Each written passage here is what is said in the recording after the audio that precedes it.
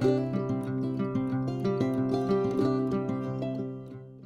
everyone, Rebecca here for Peartree Cutfiles. Today I'm here with the Shamrock Flourish cut file from the March 2022 release, and I'm going to use that on an alcohol ink background. So I've got some Yupo paper, that's that Yupo paper there. It's not actually made of paper at all, it's a type of plastic, so it reacts in a completely different way to paper.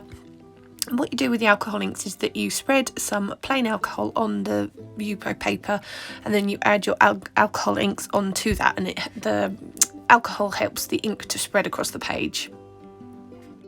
Now I can promise you that I am in no way any sort of authority on how to use these inks. This is the first set of these alcohol inks that I've ever had, and I think this is only the third or fourth time that I've tried using them. I don't have a blowing tool, so you'll see me blowing with my mouth, but you know, needs must. So I'm, helping just to disperse the ink across the alcohol, just using my mouth just to blow it and soften out the edges a little bit, intermittently throughout the video.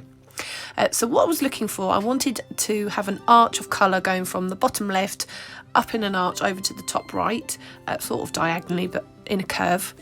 And I'm only using shades of green, and I am also using some yellow in there just to brighten up some of the greens.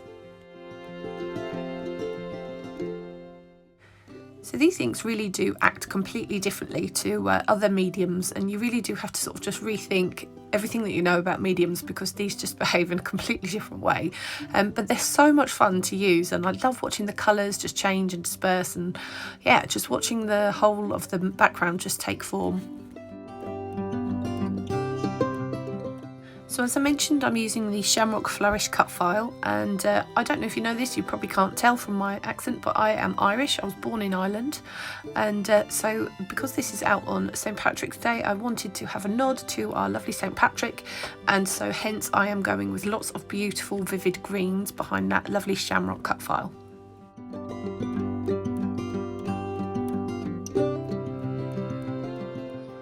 So I've cut my cut file 3 times. I've cut it in a white, a yellowy green, almost like an apple green, Granny Smith green, and then a really dark sort of evergreen green.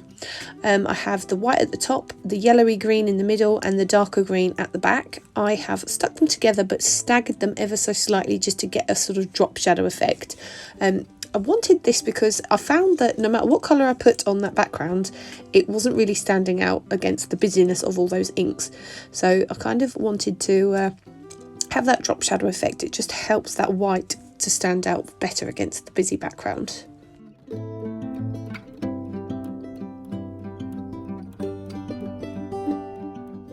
I've kept hold of the insides of those shamrocks when they were cut on the green cardstock, and I'm going to add some of those greens back into the spaces that were left. You can see that I'm just using a black journaling pen to add a little bit of a black outline, again to help that cut file stand out against that really busy background.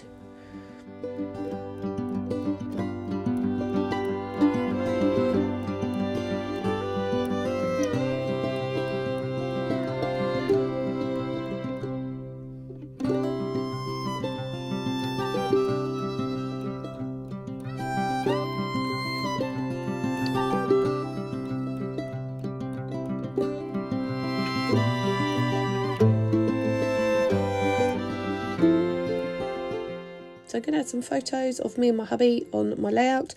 I've been printing 2 photos the same on one piece of photo paper on my selfie at the moment, and I'm kind of enjoying using 2 of the same photo on layout at the moment, so I've done that.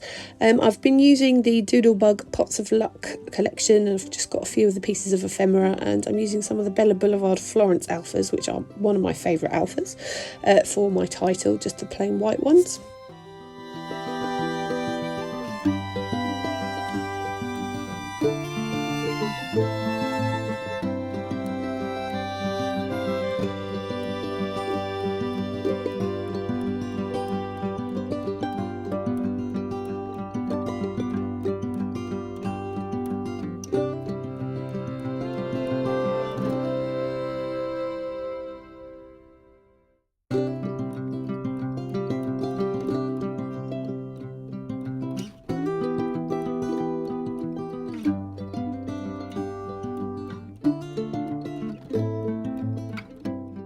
So that's pretty much it for this layout. There's some close-ups coming now. Thanks so much for joining me. Please do subscribe if you haven't already, and I'll see you next time.